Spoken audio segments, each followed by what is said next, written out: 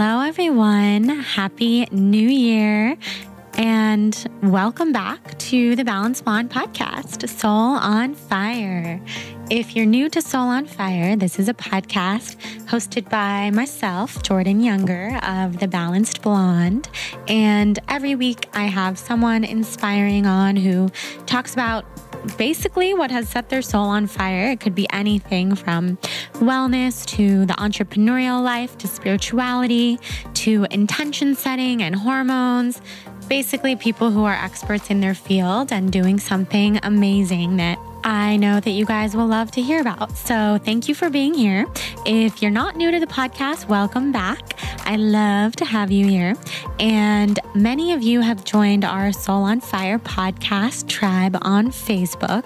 It's a really amazing, conscious group of people who share so openly and so much. I've checked back in lately because I kind of took a Facebook hiatus and was scrolling through the other day and just finding it so amazing how people were answering each other's questions and giving advice to personal problems that people are having and connecting in different cities and hanging out. And all of it just makes me so happy. I love that all of us who are on this path and journey can connect with each other and become friends and create a community, because that's really what it's all about. So if you're not part of the tribe yet, head on over to Facebook and type in Soul on Fire Podcast Tribe, and I will accept you as soon as I see it, and you'll be a part of the tribe. So when you're accepted, come in there and introduce yourself and tell us where you're from and a little bit about you, and you'll connect with whoever it is that you're meant to meet in that group. It's really cool. It's also a good way for me to answer questions. Most of the time, it's easier for me to find them there than it is in my Instagram direct messages or my email. So Facebook Tribe is where it's at. I also just wanted to take a second to say a couple things. One, I have shared some photos of my eczema on Instagram, and I just wanted to thank so many of you for reaching out and giving me advice and telling me what worked for you and sharing books and resources and natural healing remedies and all sorts of things. So that's much appreciated. Since I shared that photo of the eczema on my stomach, which if you haven't seen, you can look at The Balanced Blonde on Instagram and check out a photo that I posted last week. It's pretty easy to find. Huge rash on my stomach. Since I posted that photo, my rash has spread to my back, my shoulders, my arms, my legs, and my chest, among other places.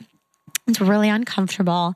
Parts of it, I think, are hives. It seems like an allergic reaction, and I'm not saying this to get even more information from you guys, because honestly, everything that has been sent my way is so helpful and so amazing, and I'm going to work with what I've been sent, and I think more information at this point would just be overwhelming. So while I appreciate everything that everyone has said, more info about how to heal eczema, just hold off if possible, because if I get any more information right now, I think I will explode. I'm just going to explore a lot of amazing options like the medical mediums books, and I'm working with a dermatologist and Next Health here in Los Angeles and my acupuncturist, and I'm doing a panchakarma next week, Ayurvedic healing treatment. So I'm kind of doing everything that I can possibly manage right now to work with what's going on with my skin. But I just wanted to say that because of that, I've really had to cut my schedule way back, and I've had to cancel tons and tons of things this week and in the coming weeks. And I was inspired to say something about this because I feel that in our Western community, there can be this stigma about someone who cancels at the last minute or has to reschedule at the last minute. And the stigma is, oh, that person's a flake, or that person is not professional, or they should have let me know way sooner, et cetera, et cetera. And while that may be true in some circumstances, I think that putting our bodies first and taking care of ourselves from the inside out should always be our priority. And it's been really scary to be covered in a full body rash basically out of nowhere. And I've been exploring all sorts of possible options. This has also been going on for a while, and I've been dealing with other health issues like chronic fatigue and this fibroid that I have, and there's potential link back to autoimmune. So I'm taking it very seriously at this point to start healing myself. And most people that I reached out to and said, hey, this is how I'm feeling, I'm going to have to reschedule this or push this around, they were so kind and so understanding. And it made me feel like the world is a smaller and supportive place. And I really, really love and appreciate that. And then there was just maybe one or two, one that sticks out, but probably a couple, where people didn't understand and were very irritated that I was switching up a plan at the last minute or switching up a meeting or an interview. And, it was just really disheartening to me. And that's why I wanted to share it here, is to say that we don't ever know what someone's going through on the other side of the screen or on the other side of their personhood, talking to them. And it's really tough to make that judgment call of whether or not, someone has made you feel like they haven't made time for you. And I think it's just really important to remember that everyone is doing the best that they can. And if me sharing this story can help myself and anyone listening to be a little bit more understanding about what someone else is going through and not be so quick to judge them or leap down their throat or speak your mind or tell them, well, I'm really disappointed about this, you've completely inconvenienced me, blah, blah, blah.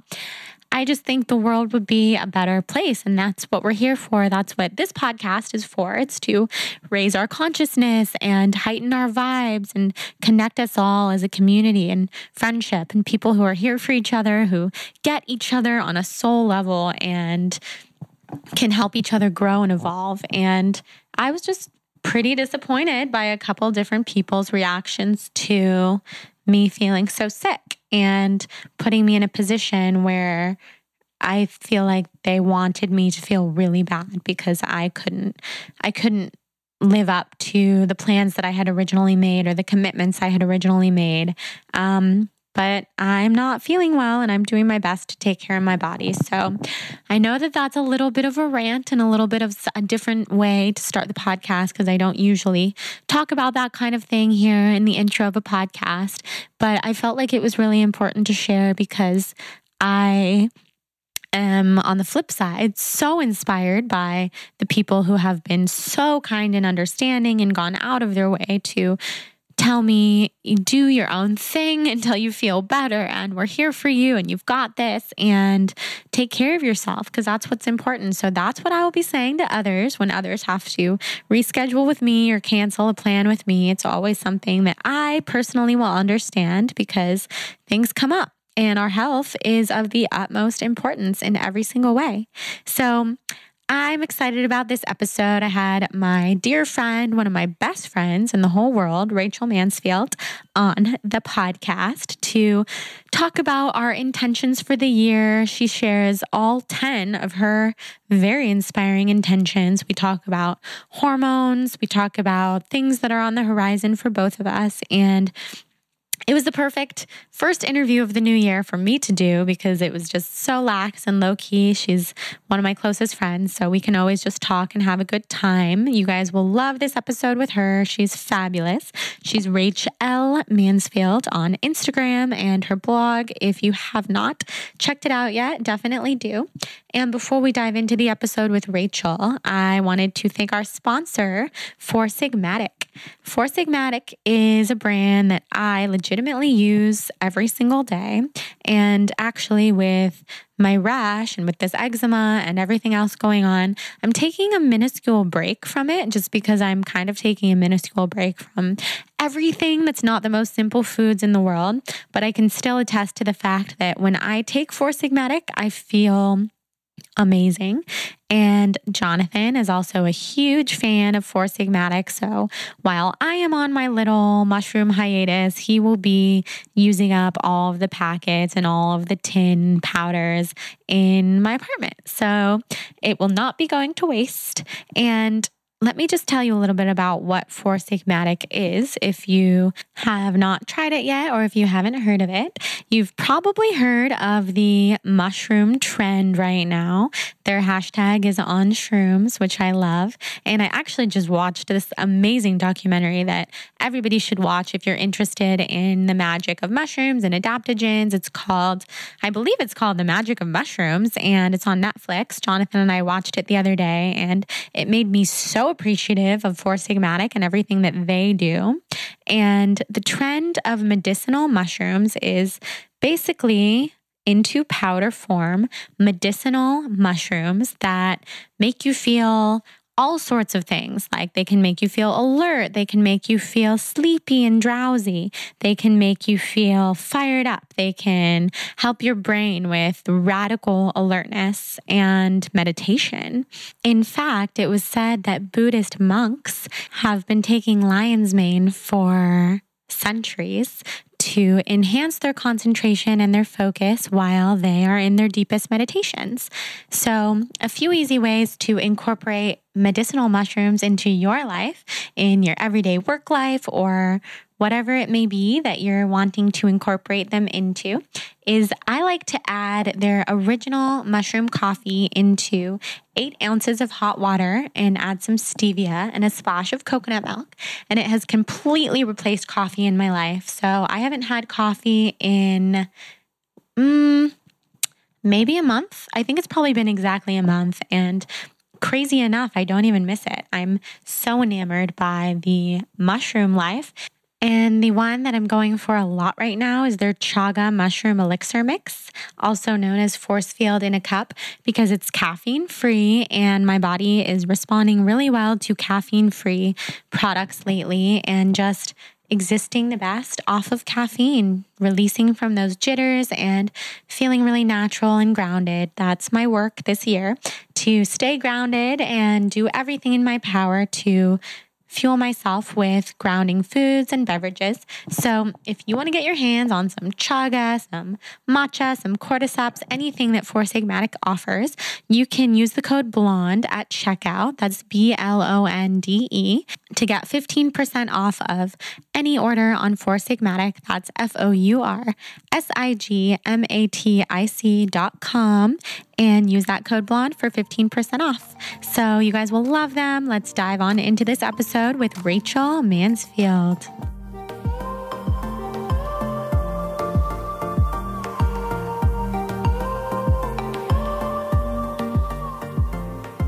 Rachel, hello.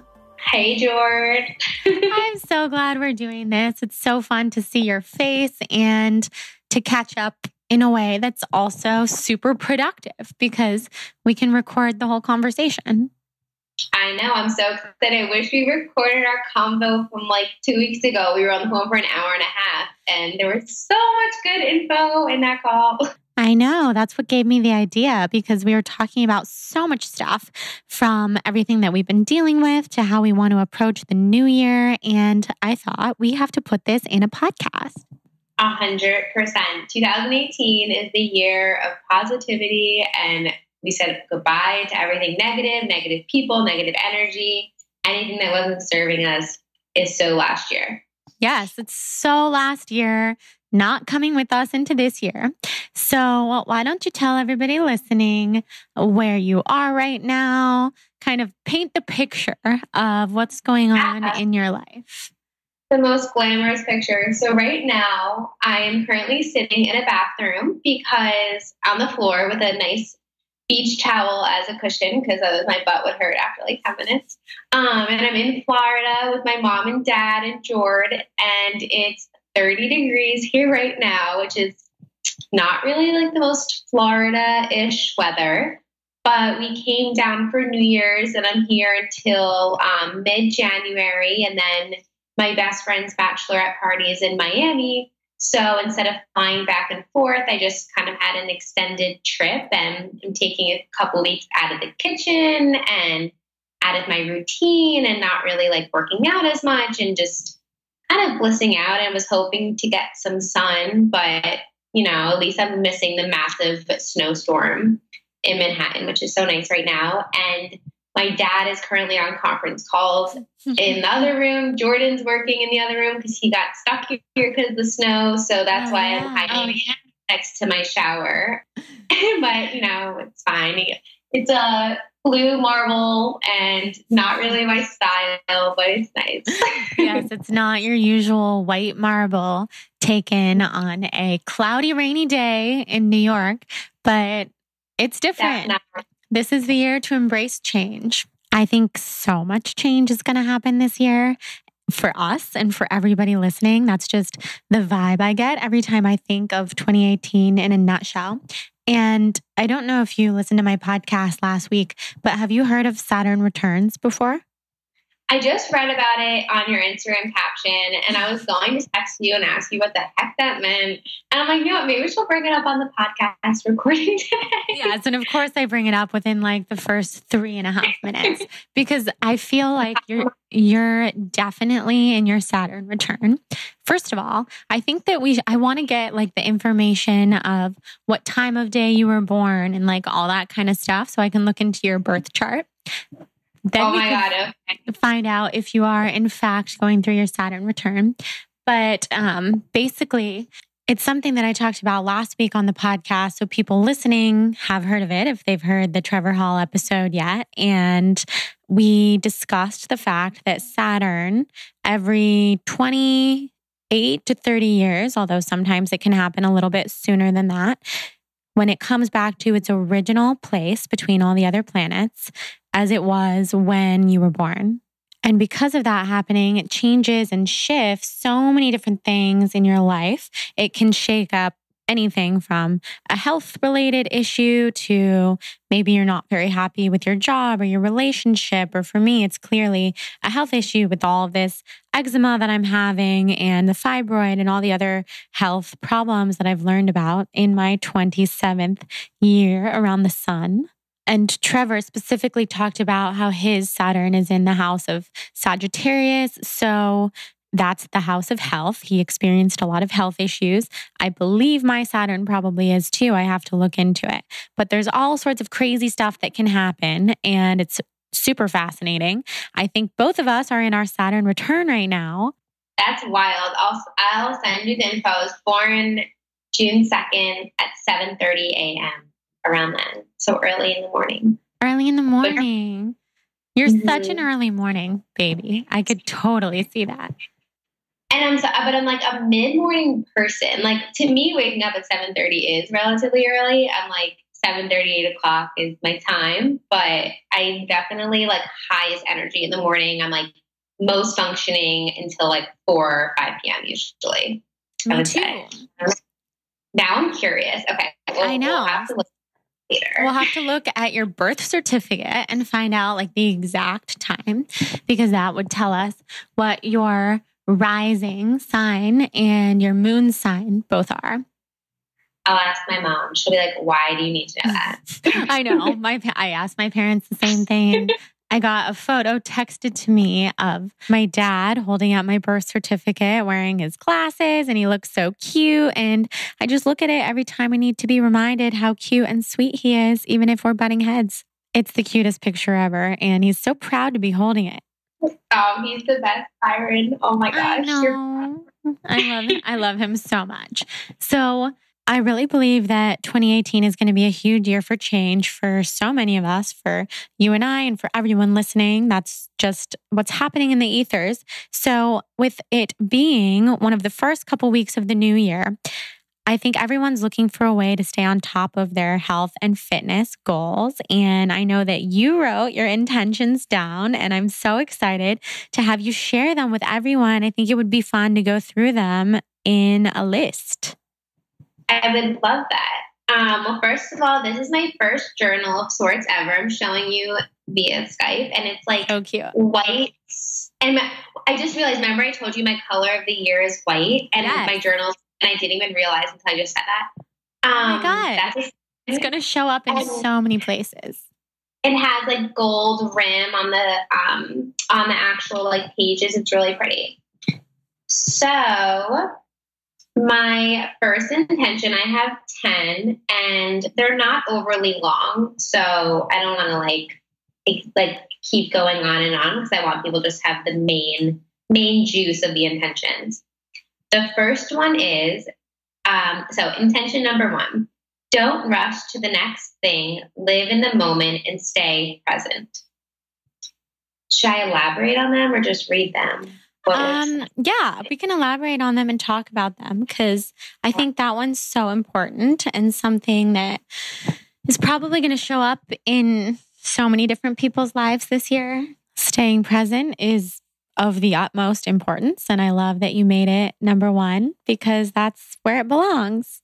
I think it's something that like a lot of people like not struggle with, but like aren't in the moment. They're always focusing on like what's going to happen next. You know, like you eat breakfast and you're already like, oh, what am I going to have for lunch? Or you're sitting in a meeting and you're like, oh, I wonder what's going to happen in the next meeting. And it's more like just, you know, immersing myself in like how I feel in that moment instead of worrying how I'm going to feel in 20, 40, 60 minutes and just really enjoying it. And instead of like always looking forward to the next thing, just looking forward to what I'm currently doing. Number 2, intention 2, spend more time off of my phone, especially at night when you're with Jay. And then I have no phone after 9:30 p.m., which is like 6:30 p.m. your time. So I don't know how well it's going to actually like go because a lot of my friends are on the West Coast. Yeah, it's so true.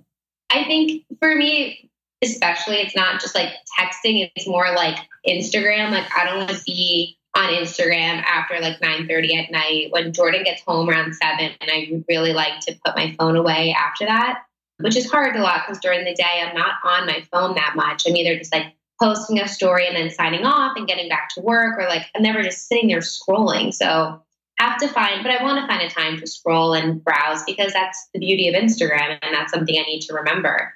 So really spending more time off my phone. And since I've been in Florida, I've been leaving my phone at the house and like going to dinner on New Year's Eve. I left my phone at the house when we went out for drinks. I just didn't want to be on it. I wanted to just like not check things all the time. And God forbid something happens, like Jordan always has his phone. Yeah, exactly. That's such a good one. I'm trying to do the same thing of putting my phone away after about 9 p.m.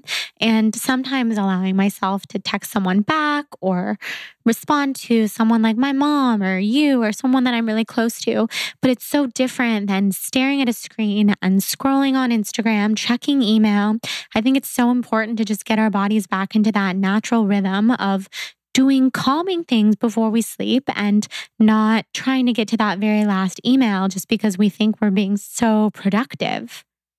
Email. I don't think I put intention on email, but I guess that I'm trying right now to like only check my email 1 time a day.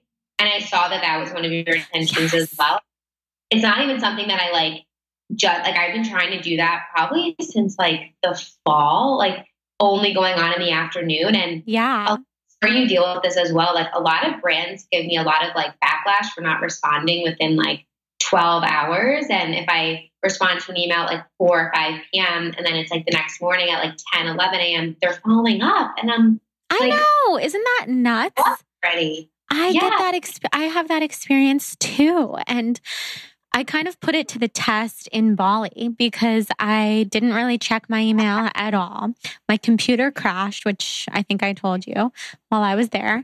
No, so my computer crashed while I was there. So I spent a lot of time away from my phone and computer, and it was really nice. And I decided to put it to the test with sending emails and speaking to brands. And I basically had no other choice because I wanted to bliss out and really enjoy my vacation. So I knew that with 2 weeks passing by, there would be a lot of opportunities that I missed, and some people would be really upset. And it was a good thing for me to see which of the brands that I work with can support taking time off and respecting my personal life and understanding that, first of all, my computer was literally broken. So I didn't have much of a choice if I wanted to respond or not. But secondly, to just allow me to be and to walk away from technology for a little while and still completely respect my brand and my process. And it was really cool to see that a lot of people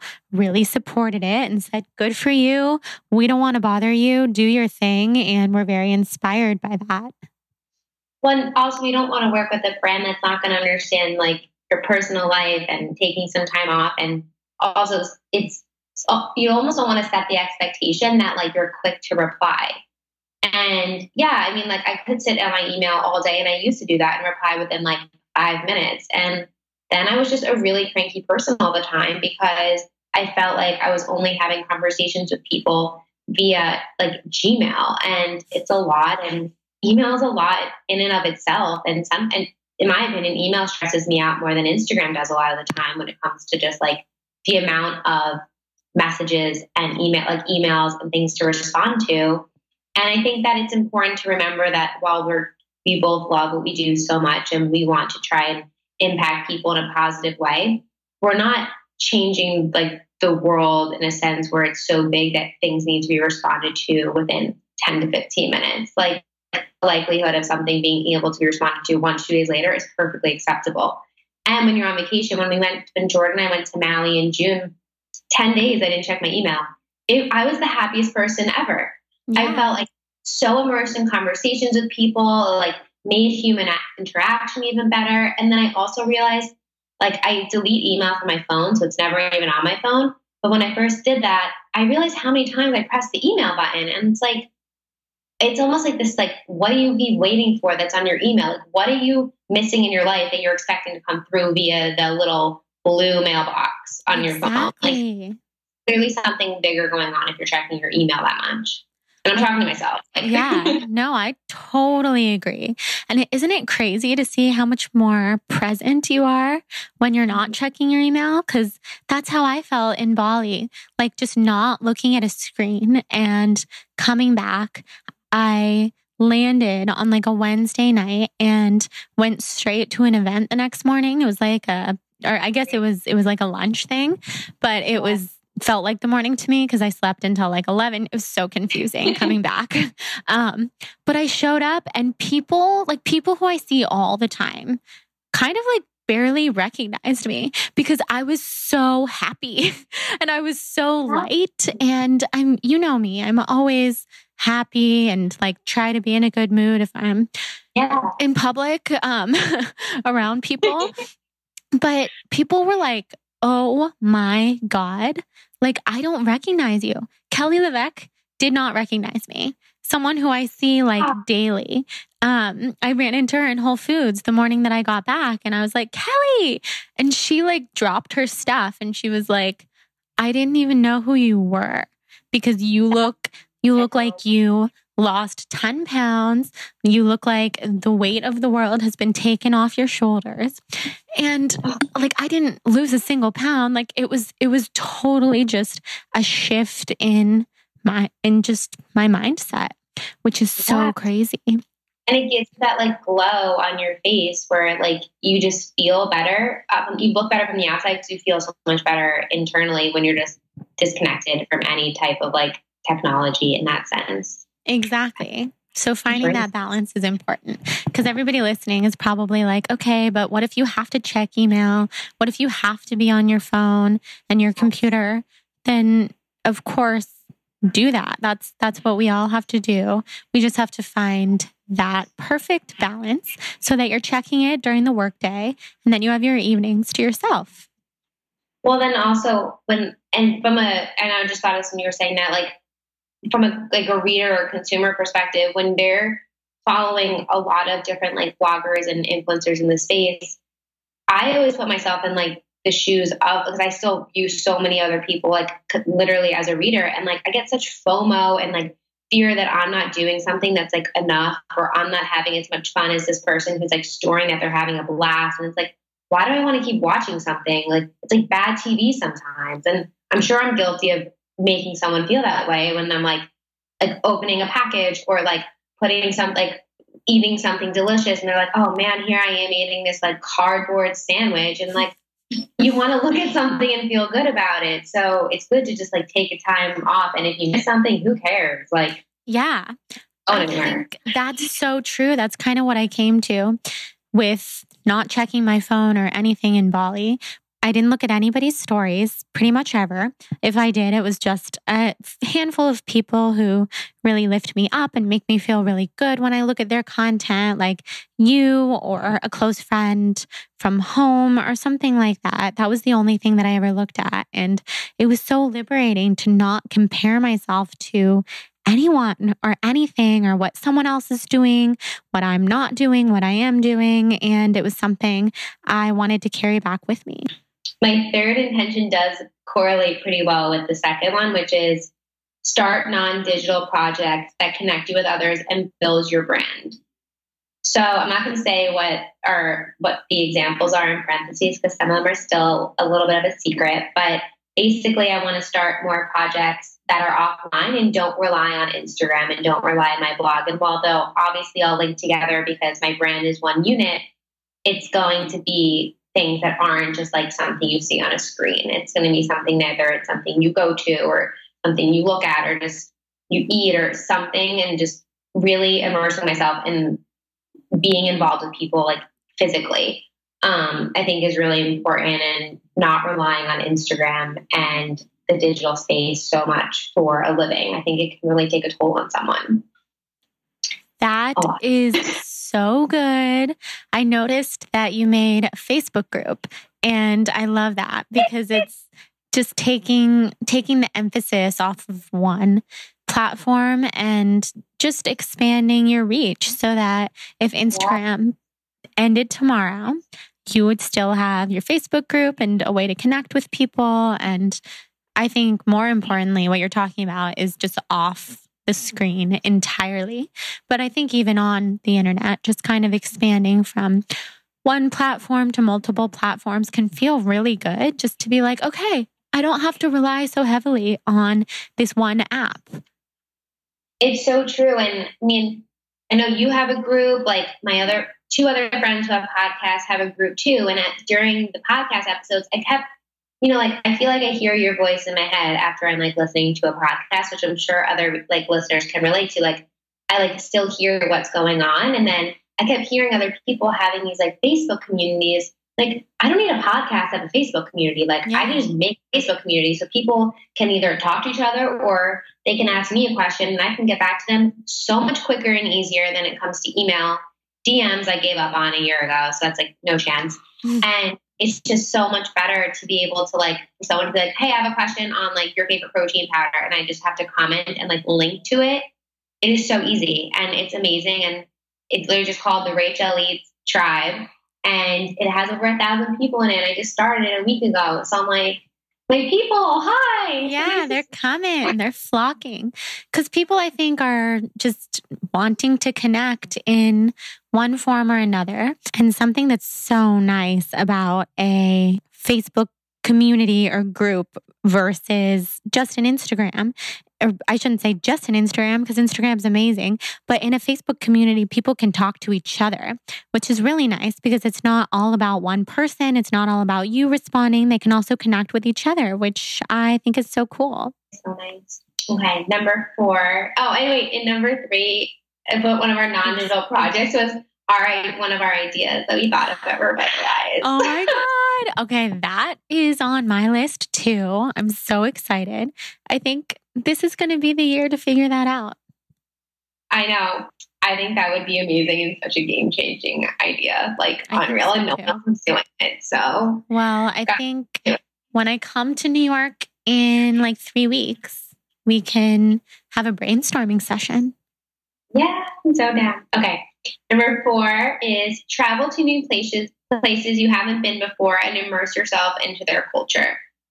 And so that can be as big as like a trip to like China or Bali or Thailand or wherever it is, or it can be as small as like when I went to Maui and Austin this past year and was able to like try all their food and like see how like the locals live there, and just really living in other people's cultures as opposed to staying in my like same routine all the time, which I think is like really nice and a wonderful way to like learn more about the world and when this year for 2017, it was my goal to travel to somewhere new every month.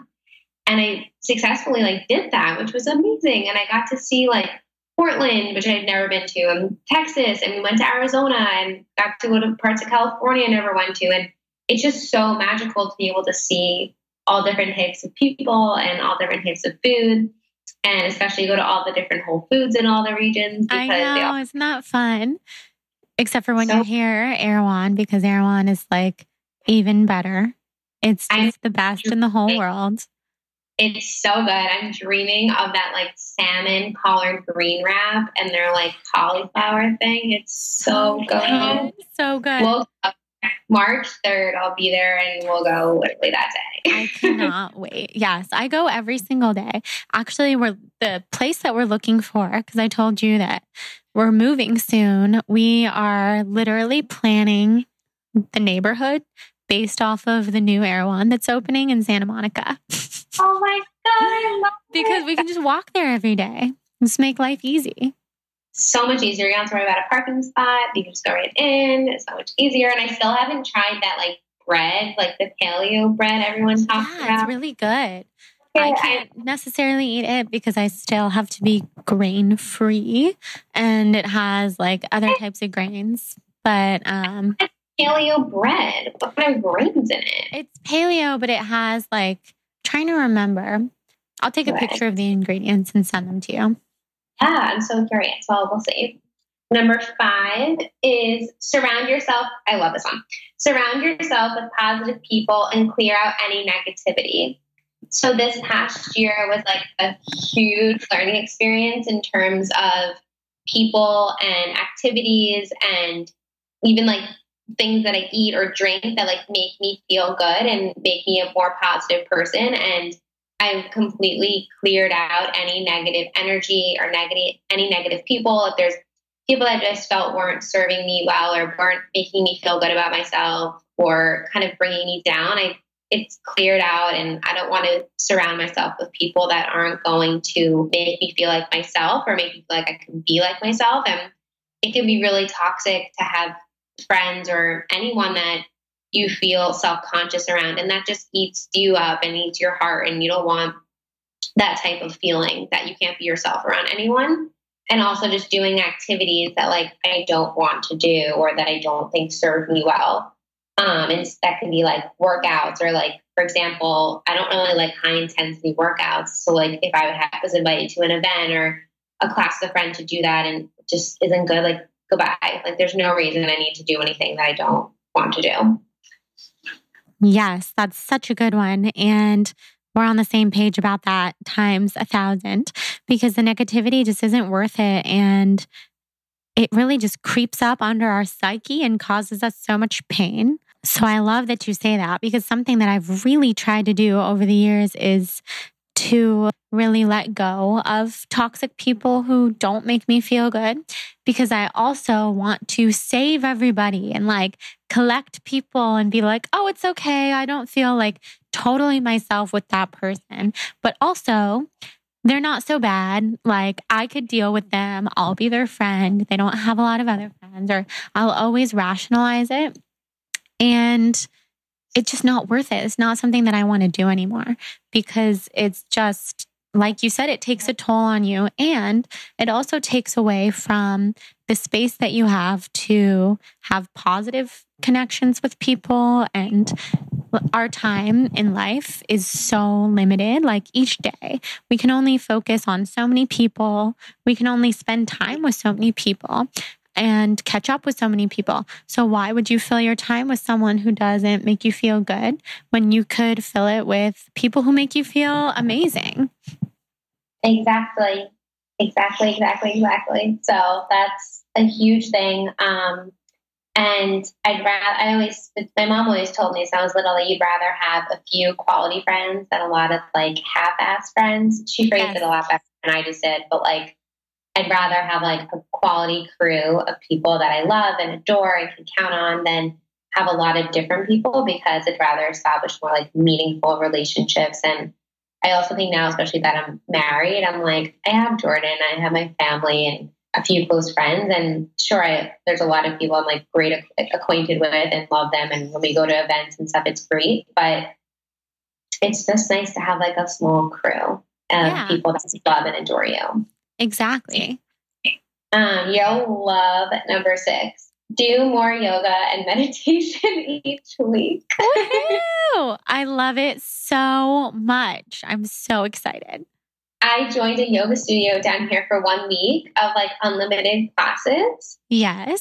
And so for everyone listening, I have never liked yoga. Jordan would like make me try and do yoga. I hated it. And I've gone to your events and I was talking during the yoga class. Yes. I had to shush Rachel in a yoga class. She was like, "What? Oh, I'm sorry." This wasn't her nature at first, but you're getting into it. I'm getting so into it. I joined this yoga studio that's below my apartment building called Asana Soul in Hoboken. And it's so just like quaint and peaceful. And like, I just feel like there's like magic that happens in there. They have like an inspirational quote. They have this like gold thing painted on the walls and all these colors painted on the walls. It's just, you go in there and you immediately just feel so great. And they have yoga, like it's vinyasa yoga. It's not hot though. It's probably like 75 degrees, which right now feels like a sauna, but it's like manageable. Like, I don't have to wash my hair after basically. That's and the best. Exactly. And they have meditation, like sound bath meditation and candlelit meditation. And husband Jordan loves yoga. So it's nice also for us to go together. And he's getting so good at like crow pose. And I'm over there trying to just like touch my toes, but it's happening. And I feel so much like lighter after. And I used to count the minutes until yoga classes are over. And now it's like the 60 minutes is done. I'm like, oh, that was so fast.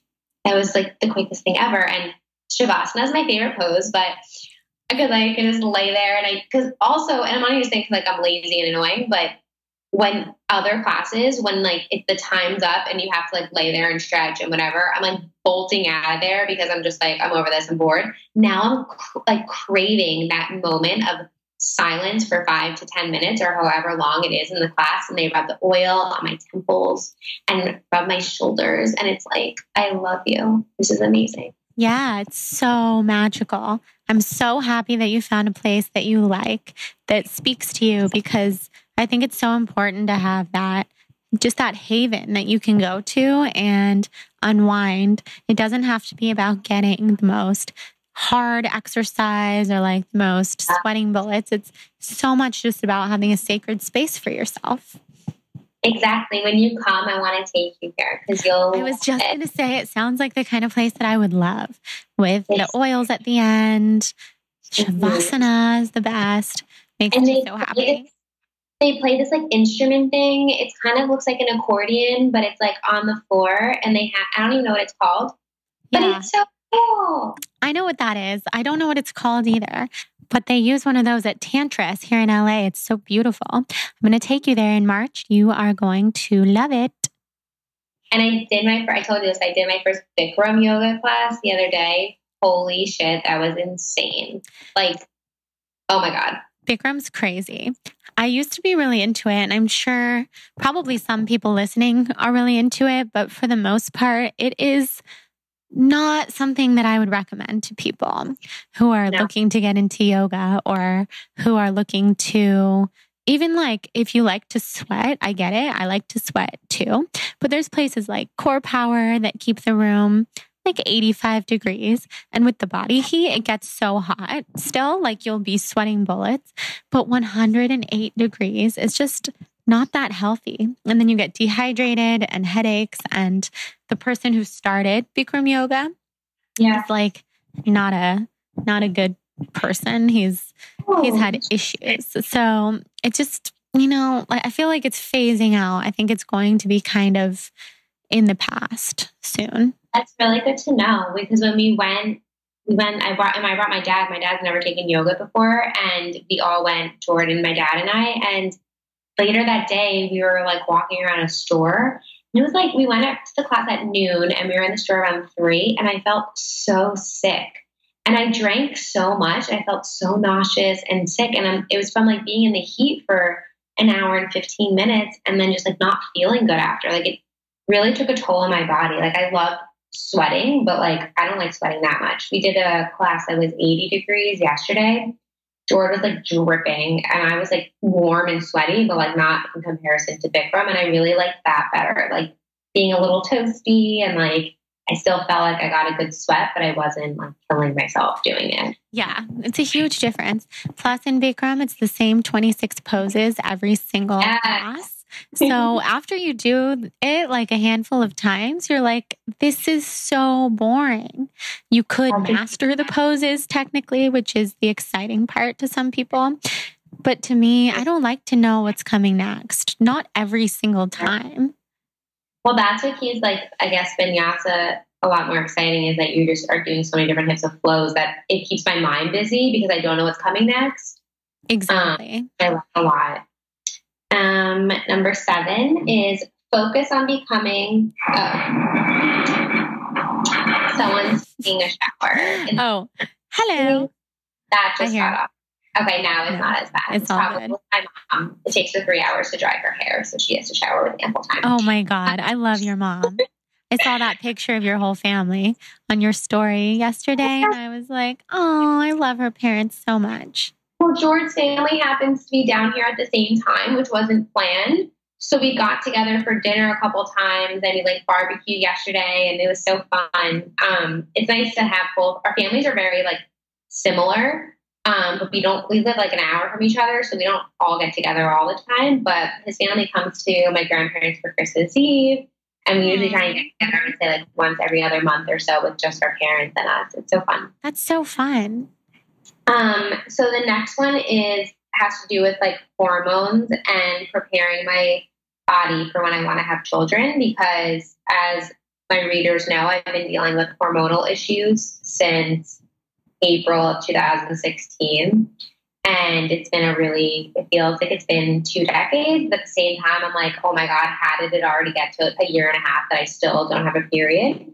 So it's been definitely an interesting and challenging struggle. I'm not the happiest about the situation that I'm in, but at the same time, I've learned so much in the last year and a half about the female body and things that affect hormones and how to fix certain things that I never thought that I would learn. And I think all of this is happening because I'm supposed to learn about this and I'm supposed to then take these learnings and bring them to other women. I just don't know how I'm going to do that yet, which is also what I'm trying to figure out, whether that's going back to school in some capacity or starting some type of practice of my own. But I know that for me, I feel like there's so many girls around me going through the same thing and no one knows who to go see. No one knows what to do. Everyone just continues to compare themselves. This is why comparing yourself is never a good idea in any capacity, but like comparing yourself. And for so long, like doctors and random people will be like, oh, you're too skinny. That's why you don't have a period. Or, oh, that's why you don't have a period. And there's so much more to each story than that. And for me personally, I'm learning that it has a lot to do with high cortisol levels. And when I did a like saliva test and I've done blood tests and my cortisol is so high that my body's not even producing female hormones or testosterone because the cortisol is just taking over my entire body, which is scary. And it's scary to think that you can do that to yourself. And, you know, you feel so in control of your body. And yeah, I get to decide what food I eat and where I work out and how I walk and talk and wear. But when it comes to things like this, I have zero control over, I feel like I have zero control over my period, but I have to kind of get a hang on that and prepare my body for, you know, the next phase of my life. And we'll see, but that's also why I'm here in Florida for a little bit, to take some time away from the kitchen and relax. And everything I'm doing is to really lower my stress levels and become a more like positive, and I would say, I don't want to say chill or laid back because I'm never going to be a laid back or chill person. It's just not my personality, but really just becoming a lot more like calm in certain situations and not letting things affect me as much. And, you know, someone cuts me off when I'm driving. Like, is that really necessary for me to be like, F you? Like, no, just whatever, it is what it is. Let's move on to the next thing. So just being more calm to help my hormones. I'm so glad that you brought this up. This is first of all, there's like chaos happening outside right now, which you can probably hear.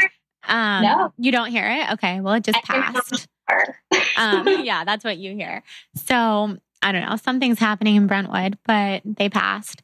So I'm really glad you brought it up because the hormone stuff is so universal and so many people are going through it. And I have somewhat of a theory about it, which is that so many of us who are very health conscious and really take care of ourselves and listen to our bodies and treat our bodies well with food and exercise, so many of us experience radical hormone issues. And it's really crazy because you'd think that we would be the ones who have balanced hormones and don't experience not having a period and acne and all this other stuff. And my theory basically comes down to the fact that people who treat their bodies really well get a reaction from their body when anything is off. So our body will show us these signs through a rash or through acne or through getting sick or psoriasis or basically anything. I guess rash and skin things keep coming to mind for me, but it could be losing your period, among other things. And it's so crazy that you say that you feel like it's all part of your path to do something with it and to help other people. Because so like starting going into 2018, I just came to terms with the fibroid that I have, the huge fibroid. Baseball. Yeah, the baseball in my uterus, and it's all estrogen.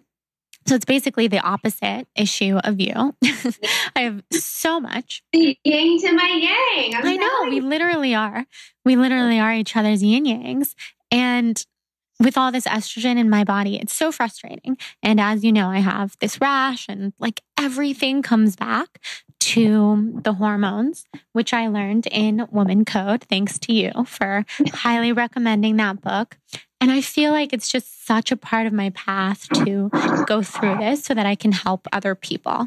And that's why now I want to study herbalism and learn how to like heal the body through herbs, which kind of goes hand in hand with Ayurveda and acupuncture and Chinese medicine and stuff that I've been obsessed with forever. I just didn't think that I would ever practice it or learn more about it. So now I'm thinking, I'm always brainstorming with you. I have another idea. We can do something with this because we're so different from each other at the same time. Like, I don't see you wanting to be an herbalist by any means, but I see you doing a lot of other things that I wouldn't do well at all. So we're always each other's yin yangs. And I think it would be really cool to work together to help people somehow. Exactly. That would be now my wheels are turning because I've contemplated going to school to be like a nutrition therapy practitioner. At first I was like, I'm going to become a gynecologist and like become like a gynecologist you can call when you have hormonal issues, but that would require me going to med school.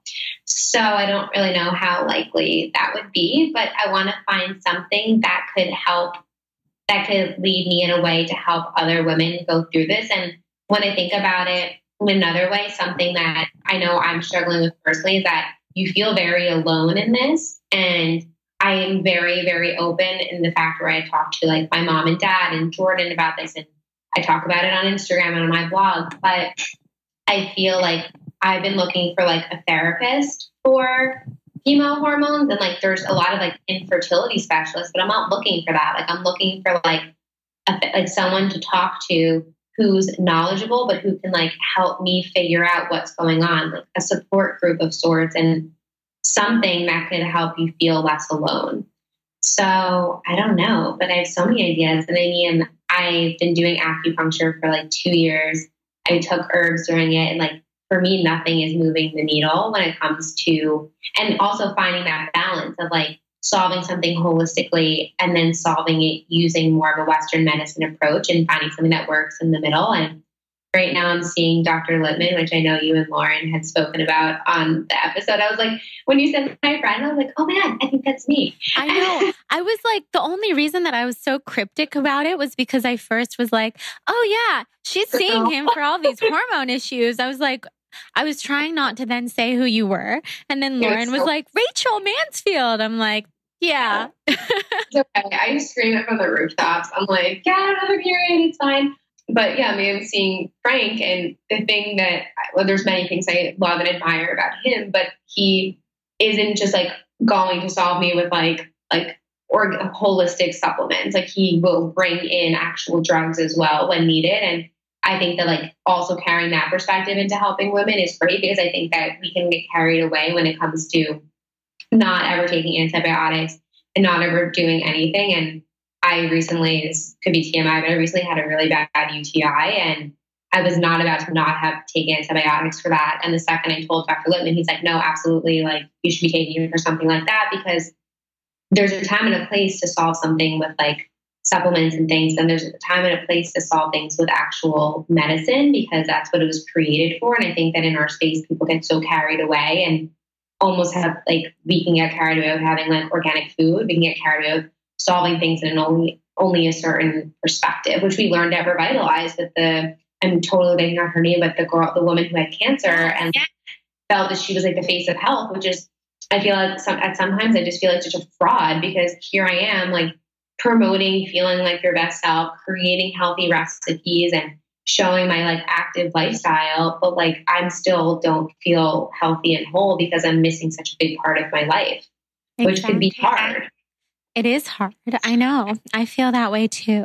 And you just have to remember you're the furthest thing from a fraud because you're so open about it. So of course you're going to treat your body well and eat well and live an active lifestyle and try to fix and heal your hormone problems at the same time.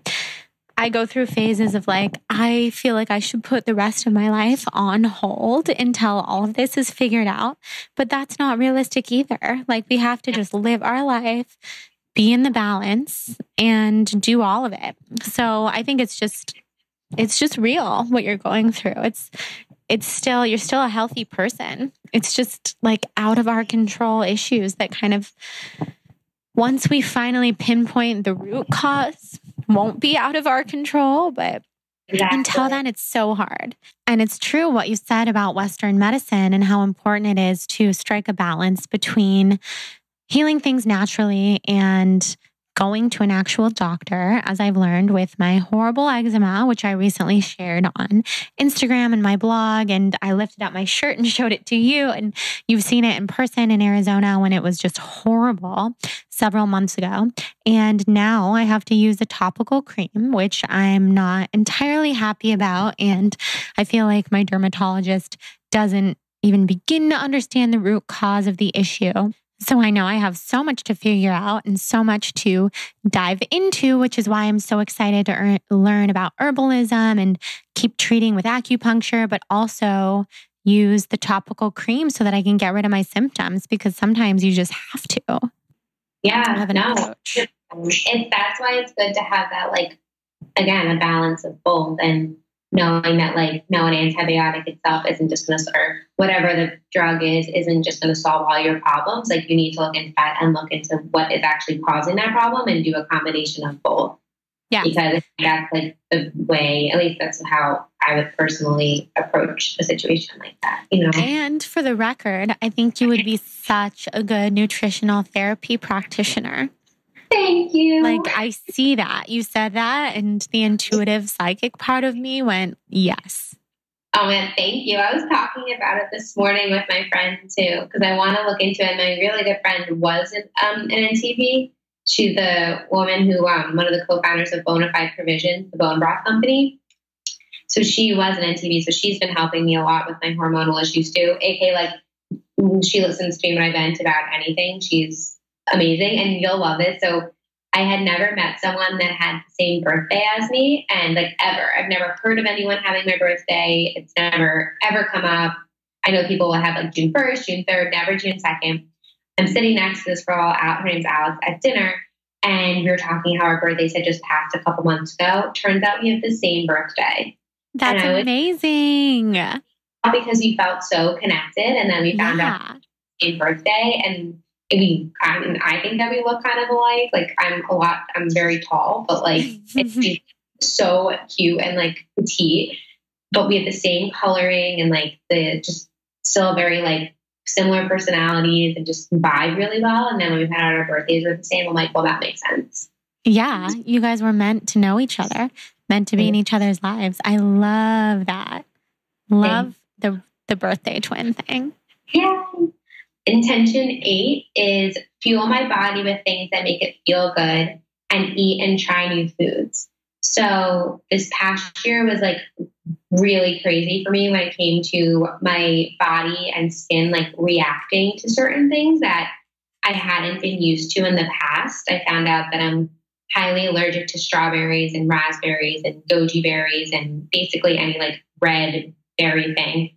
And like, I think red peppers, I've been eating them, but like not as badly as like berries, I guess.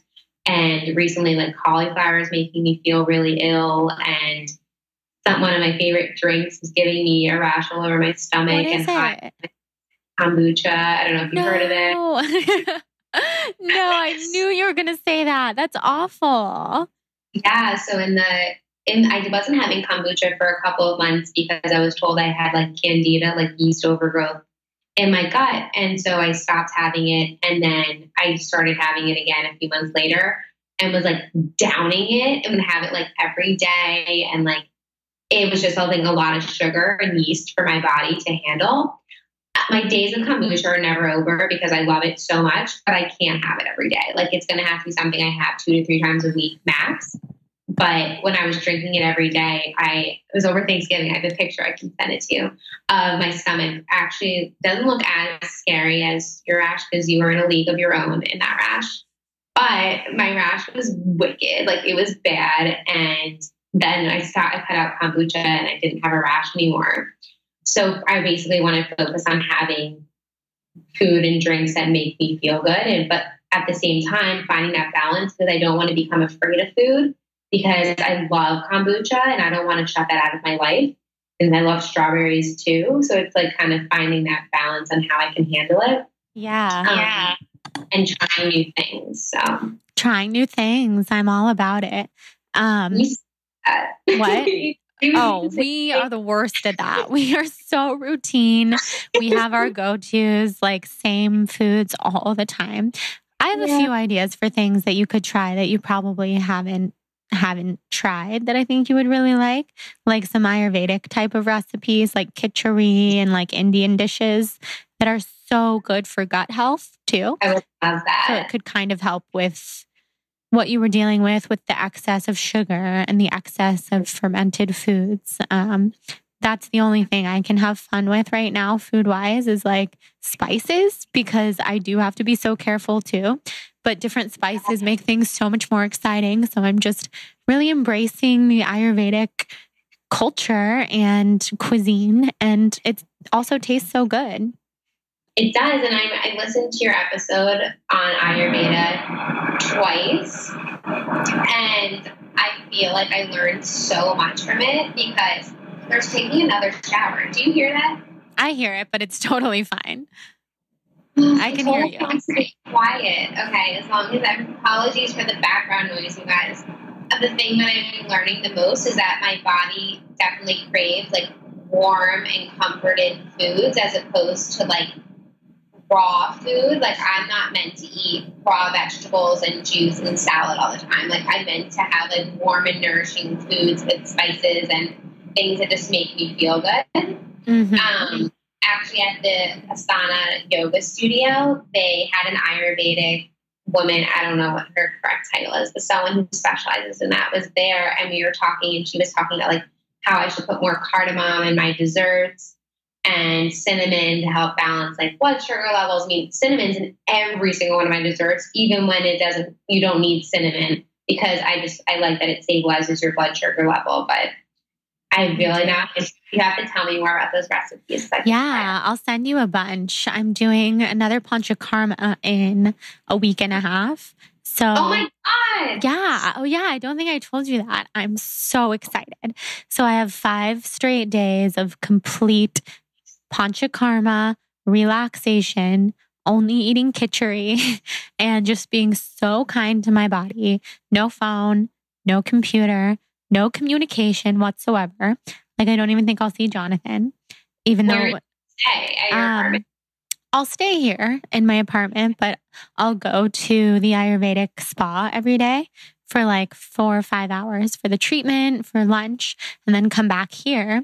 And I was telling Jonathan, like, we have to figure out a way for you to come here without like having to call me, because I'm not going to have my phone on, but I need to see you. And he was like, just don't see me. Like, just do the whole thing completely. So I'll have to see, but I had the best experience last time. And then the final day of it is a Thursday. And then Friday, I leave for the retreat I'm hosting with Kelsey Patel. Yeah. So it's going to be, I'm going to be like grounded, feeling so good leading into the retreat. And then like 5 days later, I come to New York. Oh my gosh. You have to send me the dates again that you're in New York. I know you told me, but I don't remember. Yeah. I know it's at the end of the month. That's all I remember. Exactly. Yeah. I haven't even booked my flights yet. So it could be like the 26th to the 1st. We'll see. Oh, that's so exciting. I wish I can come to the Palm Springs resort. Kelsey like literally changed my life. I think that she was the first like experience that I did that made me become chilled me out. Remember she told me I was breaking. She's like, you're having an anxiety attack 24/7. Yeah. You need to sit down, eat until you like are so full you can't button your pants. Like just enjoy yourself and just like live and like don't worry about everything. And like that literally stuck with me. Yeah. Everything I said, it was amazing. I'll never forget that experience of sitting there watching her do the Reiki on you. And I was just watching because I was so excited to see like your first Reiki experience, and also learning Reiki from Kelsey. I like to like assist her and see what's happening. Next thing I know, you are having like a full blown Reiki reaction. And I just had no idea that it would impact you that way. And it really goes to show how powerful Reiki can be and how powerful Kelsey is. And I think it's also like, you clearly resonate with her as a teacher, which is so cool. And it's so helpful to you. I either want to go see her again, but like it would have to be Skype unless I do it when I'm in LA in March. But like I need to like do Reiki more. Like my body's craving it. Like I need to find something or someone to go see. And there was one, I think I told you, there was like a pop-up at an Athleta that I went to, and we just happened to be there. And I felt nothing, like I didn't do anything. And I think that just shows how important you need to see someone that's like really like knows what they're talking about and knows what they're doing, because that's the only way that you're going to feel any of the results from it. Yeah, exactly. That's why it's unfortunate that so many people out there practice those healing modalities like Reiki and even psychic mediums and things that totally butcher the experience for someone's first time. And then they're like, that stuff is crazy. That stuff doesn't work. But it's because there's only a handful of people, I think, who are legitimately so good at it that it can make a change in someone's life. Exactly. Well, are you still training to be a Reiki teacher? Oh my God. And we can have that in our practice. Yeah, that's what I'm thinking. So I'm going to do Reiki 2 with Kelsey sometime in the coming months. I sent her like a crazy text from either from Bali or from Sacramento. I was somewhere. It's like, I'm ready to do Reiki 2. I just had the craziest idea. Like, I want to do this now. And she's like, okay, we'll do it. So hopefully very soon. But yeah, I really see kind of like fusing Reiki with herbalism and helping people with their hormones. That's kind of like the path that I see. So much, yes. And I can help make all the food for them. Yeah, you can be the NTP and recipe developer. Like, I just see this. Need a boatload of eggs and bone broth. Exactly. So many eggs, so much bone broth. I love bone broth. I know, so good. I actually just posted, this isn't like meant to be like a plug for my blog, but I literally posted today like a bone broth 101 because I love it so much. And that's the only reason I eat meat again, is because this time last year, actually, it was in January, I started drinking bone broth and it like made my body crave meat. And I think that's all has to do with my hormonal issues too, because I never had hormonal symptoms or like anything until I started eating meat and really like eating a shitload of healthy like fat. All I do is eat fat and protein. And like, I think is I need carbs. Like I can't do the whole like no carb thing. Like my body, like I feel better. My stomach feels better when I'm like eating rice and quinoa and like, healthy carbs and sweet potato. Like I like need that. I think that also has to do with something with Ayurveda too. Yeah, it does. It's all the warming foods and the grounding foods because you're very vata all over the place. So you need the grounding grains and carbs. Vata pitta. Yeah, that's totally you. And I'm pitta vata. So we are always each other's opposites. Oh my God, shut up. Yeah. Really? Yeah. Being pitta makes so much sense if you think about it because it's the fire sign. So the inflammation, the redness, the heat, like everything that I struggle with. And then with you, it's the air. Vata's air. So kind of like the air is like pushing up through your body. So you're not releasing and flowing and like being in your cycle. Ooh, interesting. I gotta learn more about it. I need like an Ayurvedic master. Like, does that even exist? I need someone that's just going to like teach me everything. I need to talk to the girl that you had on the podcast. I don't know. Anjali. I'll introduce you guys. She's so cool. You could Skype with her for sure. That'd be so fun. Maybe we can all even get lunch or something when I'm in LA. Yeah, she's in LA, right? Uh-huh. Okay. Does she work at the spa, the Ayurvedic spa that you go? She works at a different like healing center. So I did my first Panchakarma with her. And this one is at this place called Surya Spa. That's like very luxurious and just kind of a different experience, but they're both awesome. Oh my God, amazing. Well, if it has like 1 day things, maybe we can do it then too in March. Yes, they do. So nice. Ooh, okay. I'm into it. Me too. My 9th intention is don't be quick to react. Think first and don't let little things impact you, which you kind of touched upon earlier. So it definitely correlates to certain things. I think, with like positivity and no negativity. But, if I get an email that makes me mad or a text message that isn't what I would like to be reading or getting told from someone, instead of reacting, don't react and just move on and respond or don't respond at another time. Nothing ever needs to be immediate. And when someone says something to me in person and it is insulting, instead of me like verbally reacting to that, just kind of saying, okay, and forgetting about it and brushing it off and just remembering that not everything that everyone's going to say or do around me is perfect and what I would say or do, and just not letting that impact me. And right now I'm obsessed with my parents, my family, and I love being here, but it's obviously a huge change of pace when you go from living with yourself or just with Jordan and your significant other or friend, then you go home and you're surrounded with your mom and dad for 2 to 3 weeks. Like, it's a lot, and you need to like learn like how to not react to things. And I think that is like really key in helping me lower my stress levels too, and not getting so riled up over dumb shit.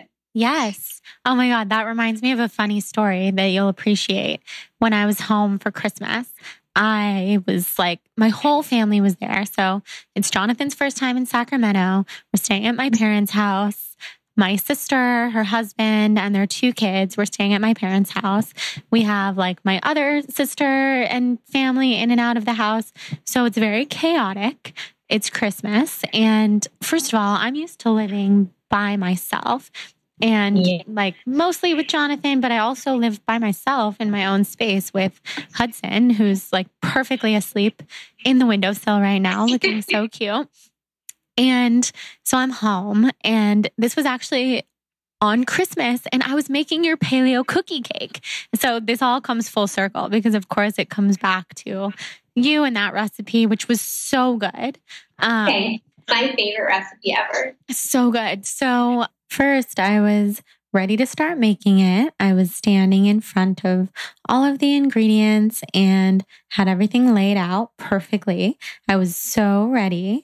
But my dad, who everyone who follows me on Instagram and has seen my Instagram story knows that my dad is a total neat freak and wouldn't let me start making the recipe at all until he was finished cleaning up the kitchen from breakfast.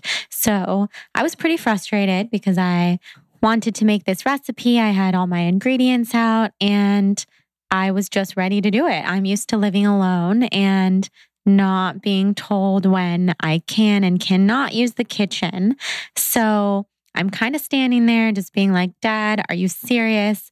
I want to start making this. Keep in mind, he's cleaning up the kitchen from like a 15-person breakfast. So this is taking a while. And our kitchen, my parents' kitchen is really big. So whether I was making something or whether I wasn't really going to be in his way. So basically, I'm getting very frustrated. He finally gave me the okay to start making it. And my whole entire family decides that this would be a good time to stand around me and videotape me and basically just make fun of my every move. So I feel like this is something that families do with each other. I definitely don't think I'm the first person who has experienced this, and my family didn't mean this intentionally to be so frustrating to me, but because of the headspace that I was in, which was, I was already frustrated from my dad. I was very tired and sleep deprived because we woke up really early to do Christmas with my nieces who were so excited. And I guess I just wasn't in the right headspace. So my family's crowding around me, making fun of me. And I pretty much react the opposite way to everything we're talking about with our intentions to stay calm and patient and meditate and be kind to people and don't react. So I did the exact opposite and I burst into tears. I was hysterically crying and nobody understood why. My nieces were looking at me like I was crazy. Jonathan was shocked and I just lost it. And it's kind of one of those things that happens, at least to me, and I think to a lot of people, when you go home and you're a full-blown adult, but you're surrounded by your family who is used to you being a child. And even though they know that you're an adult and that you've grown up and things are different, dynamics kind of go back to being exactly as they were. And for some reason, I just got incredibly triggered and I was sobbing and telling Jonathan, you're acting just like my family and everyone's being so mean to me. And rationally, I knew that I was acting ridiculous and out of control and I needed to get myself together. I don't need to be sobbing about something that my dad says to me, but I was triggered. 100%. Isn't it funny that like our parents are probably the people that make us cry the most easily? Like I used to cry every probably couple of days, and my dad used to call me a crybaby. And it was so funny when no one even felt bad for me when I was crying because I just would react all the time. Because like if someone said something that like I would never say to somebody, or I didn't understand why I was being told that, I would just burst into tears because then I would just react, and then it just kind of like feeds them what they want. And just like, it kind of like, they know that you're going to react to what they're saying. So they're more inclined to say it. And now instead of me even reacting, like what in my head, I'm like, I'm not even going to say what I'm thinking in my head, but in my head, I'm like, all right, whatever. And then so that way, if you don't react, they're not going to keep doing it. They'll stop. Exactly. And that's like what I have learned is like the perfect balance. It's just like, no, all right, whatever. Like, it's fine. And it's easier to just do that because again, they're your family and they're not doing anything to be ill or they don't have ill intentions, but family knows how to like rile you up in a way that no one else does. 100%. And then you're right. If you don't react, the situation kind of just ends. Like it just mulls over. You don't have to feel those feelings for the rest of the day. Neither do they. Yeah. It's easier said than done. Yeah. 100%. Yes, that will be my biggest work this year. I'm with you. I had a situation a couple weeks ago and I was so proud of myself for how I reacted that after I literally said to myself, I was like, I'm really proud of myself. Like, that was amazing the way that you just didn't react I responded saying such a like, I'm sorry you feel that way and I'm sorry that happened, but whatever. And in the past, I would have just started screaming back into the phone or the situation. Yeah. Felt so good. Doesn't it feel good to put it into practice? Exactly. And I was so like, okay, good. I didn't react. That makes me the better person in the situation. And I feel so much better now, and that it will carry with me to the next situation. Exactly. My last intention, we linked it with my hormones, because it was find a way to help women with their hormones and continue to speak up about female issues. So that was my last one, which is so weird how it came full circle. And it's funny because like my mom always jokes, because my dad never really handled hearing about like menstrual cycles and like, I don't know, people think like vaginal discharge, like random cramping things, and didn't really like hearing about that. And we're in the car yesterday. I'm like, oh, my boob hurts, like this. And I'm so open about it. And I'm trying to like not make it a big deal for a woman to complain about their symptoms. Like there's no reason why I can't openly talk about like the days that my boobs hurt, or that I have cramps, or that like anything about a period or my uterus. Like there's no reason why that needs to be shamed and like pushed down. Like people should be able to talk about their issues or not issues. They should just be able to talk about their vagina and be proud of it. And it's nothing to do with being a feminist. It just has to do with being in your body and being able to talk about what's going on in your body. And I think that is something I want to work on too for other people, is make sure everyone is comfortable talking about what's going on in their own bodies. For men too. Yeah. I'm just sitting here like with the hugest smile on my face hearing you say all of that, because I think that's such a huge component of healing. And if we walk around not embracing those things about ourselves, it's so hard to start to heal from any type of issues, like you with your not getting your period and me with my fibroid and eczema and all that other stuff. Because without even realizing it, before I read the book Woman Code, I would think about all of those feminine things like bleeding every month and hormone issues and things that I don't always want to deal with. I would think of them as kind of gross, to be honest. And that's a horrible mindset to have about our beautiful female bodies and all the things that they do. So that book really got me thinking about how I want to nourish my hormones and my body from the inside out and be so kind to my body in a whole different way by embracing all those different parts of me instead of thinking that they're gross. Well, it's kind of like I went on birth control in high school because I didn't want to deal with the issues of I had such bad menstrual cramps. I used to get my period so heavy and like didn't feel well. I couldn't go to school. I would have such bad cramps. And I went on birth control to kind of push away that issue. And instead of me just like embracing the issue, trying to figure out what was even causing the really bad cramping. And now after reading a book like Woman Code, I would have been able to learn like what foods to eat and what I can do, like what herbs or supplements I can do to help those cramps before even starting the birth control, which then led to this whole issue. So if I just listened to my body in the first place, it was speaking to me.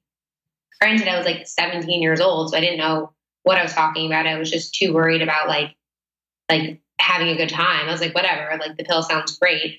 And, you know, I should have listened to my body instead of not listening to it. But I hate this. I don't have regrets because like we were saying, like I think that everything happens for a reason. And I obviously didn't listen to my body because I didn't know how to. And now that I do, but I want to teach young girls that there's other solutions to things besides going on the pill. I mean, more than half my friends are still on birth control.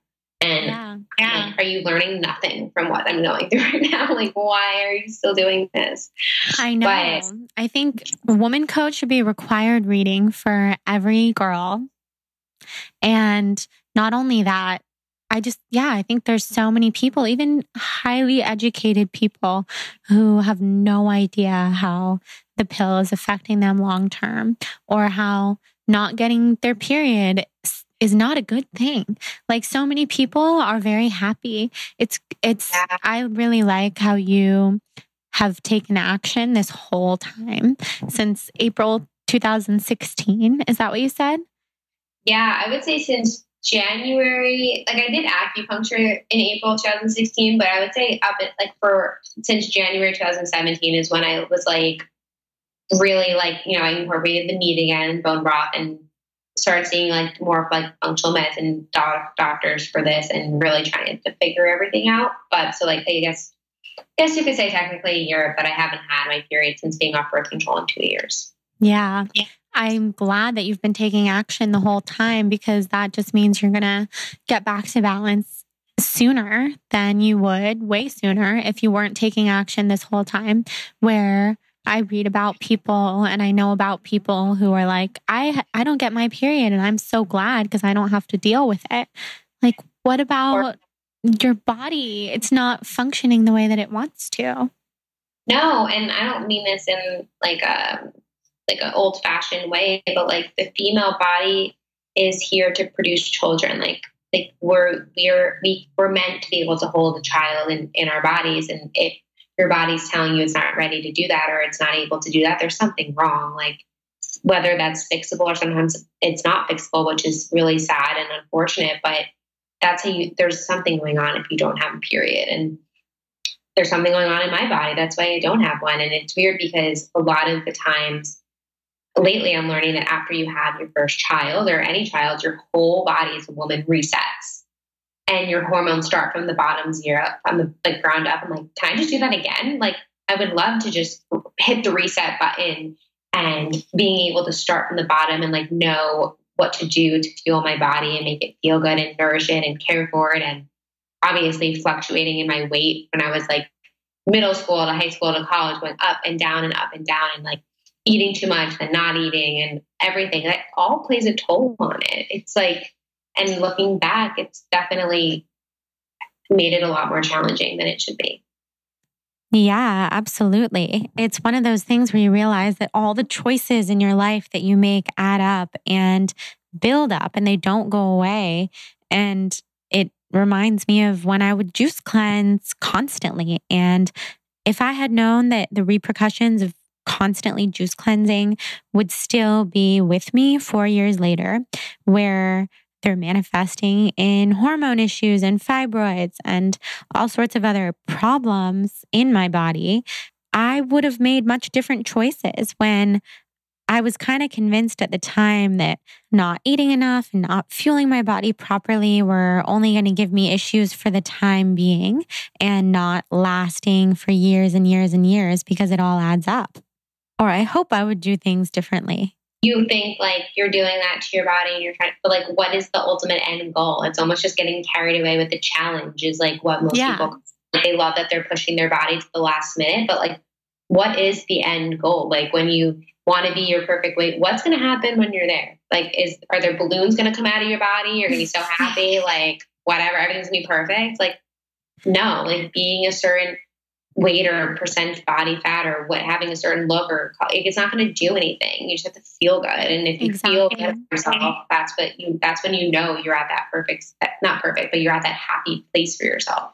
Yeah, that's such a good point. It's so important to think about what our end goal is, because probably for a lot of us, part of that end goal is to be fertile and to be able to have children. And that's not something that I used to think about by any means. I didn't think that I was affecting my body, affecting my fertility or my hormones in that way long term. But once I finally realized that that was part of my end goal, if not hugely my end goal, I was able to shift my mindset and my perspective so much to know that I can take the rules away. I can eat meat. I cannot eat meat. I can eat vegetables. I can eat less vegetables.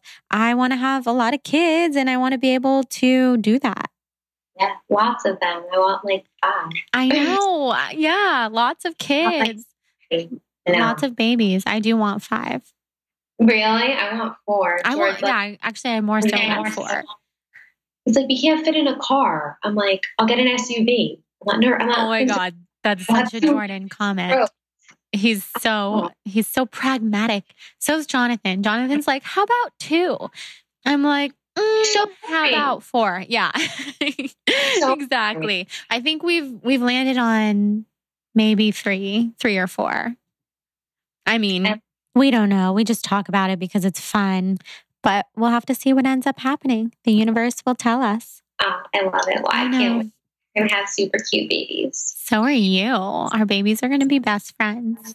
Yeah, they'll be bi-coastal besties like us. Yes, I know. Well, it's so fun hearing all your intentions. That was so cool because I didn't really realize that talking about the intentions would be the whole episode. But that's such that's such an interesting episode and it's so fun. And I know you didn't know that I wrote those. I know. I love that you did. Maybe you're going to start journaling this year. Maybe. So as my computer, it doesn't yeah, my hand. Yeah, that too. So as a final kind of wrap up here, you kind of mentioned this, but your color for the year, share with people what your color for the year is and how you came up with it. It's white, and I don't know why I came up with it. I don't know how. When I remember I was listening to one of your episodes recently where you were talking about the story of you and Jonathan, and how you both chose yellow. And I'm like, what's my color of next year? And I asked Jordan when we were walking, I was like, what's your color? He's like, green. And I'm like, I don't know what that means, but mine's white. And I thought something with like purity or like something. It's just, I think that white is just bright and it's clean and almost like a fresh start in how you were just saying, oh, this is so weird because you were saying that Saturn reset or something. Yeah, Saturn return is like the beginning. It's like the base. It's like the basic, and I'm craving like a restart. Maybe that's why. And that goes back to the reset that you were just talking about too, a hormone reset. So I think your whole body and your intuition and your subconscious knows that white is like a clean slate and some kind of reset. And also white is the color that connects you to the universe and to your universal gifts and talents and everything that you were born with and meant to do. So if you're meant to be here to help other women or to heal yourself so that you can help heal others, like that would be your universal gift, and white would be the perfect color to connect to. Oh, I love that. Okay, so it's a good color to pick. My favorite color in the past was black, LOL. So that was like pretty funny because I feel like that's just like mourning and like not anything remotely positive or like the opposite. But now it's funny that I picked white, which is I feel like the opposite of it for like a completely new and like clean year. I don't know. But what does green mean? So green is the heart chakra. And I love that because Jordan does have such a big heart. And I feel like, oh, hey, Jordan. I feel like you guys are such a good match for each other because you can feed off of each other. And in some ways, green and white would be so far apart from each other on like the chakra scale. And it also connects to nature. So maybe lots of outdoorsy things this year, lots of trips. In some ways, green can be like a creativity color, although orange is like the color of creativity. But I've heard people say that green is also. I love that. That's interesting. Well, Jordan and I are very, very opposite of one another. So I don't expect us to pick the same color, but it's weird because we're so kind of like you and I, like we're so similar, but like so different at the same time. But Jordan's extremely, extremely creative. Like he's one of the most creative people. He actually may be the most creative person that I've ever been around my entire life.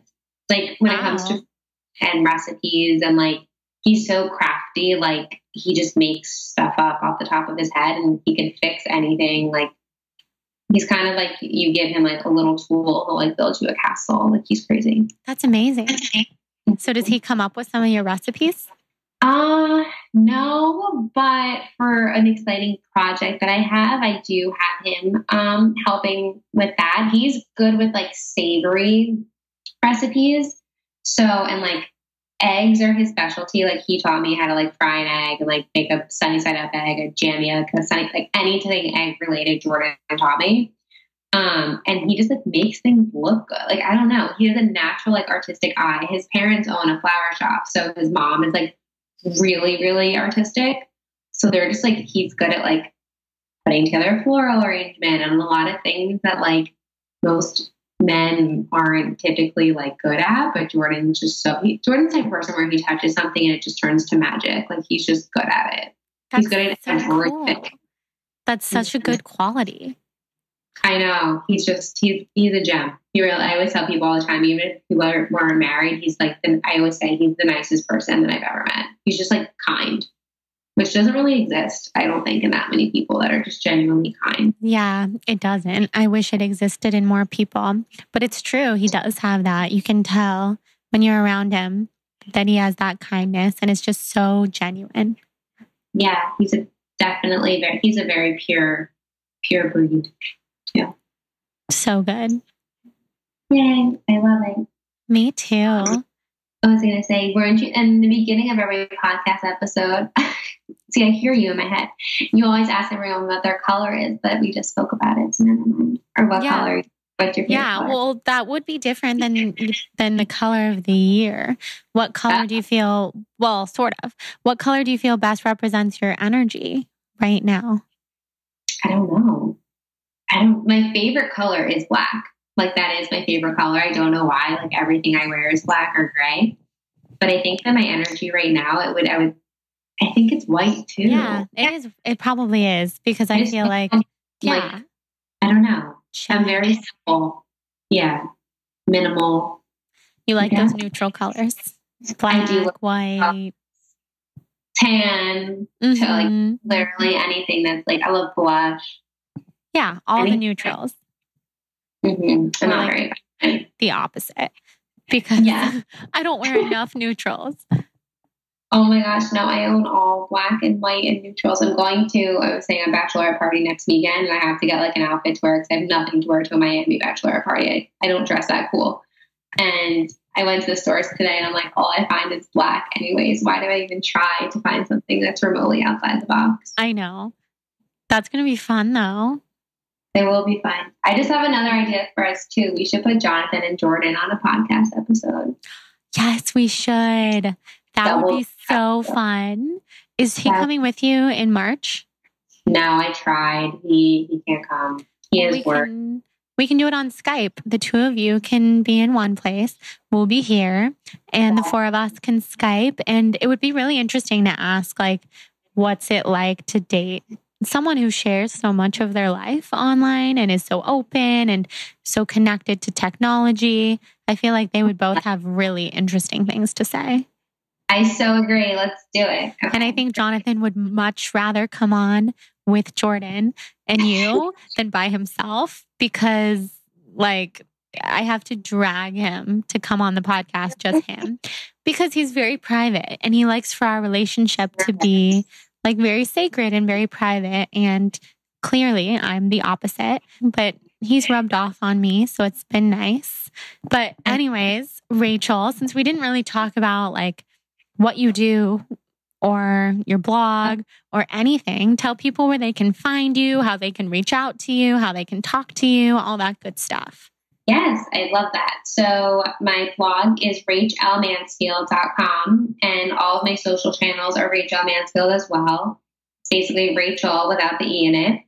And I am a recipe developer, food stylist, and blogger. And I live right outside of Manhattan. And this is my 4th episode on the Soul on Fire podcast. And I'm so excited. And there's going to be so many in 2018 of us. Like, I keep getting this flashing thing in my head telling me that you need to be on like once a month, and we can continuously update people about your hormones, how you're doing, life. We can always have a topic.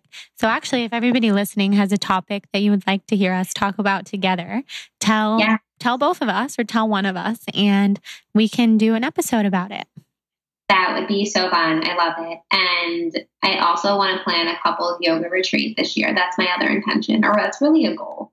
Yeah. But that can be a part of my yoga intention. Jordan and I were talking about that earlier today. I want to. I think that would be amazing. I would literally look forward to it all year.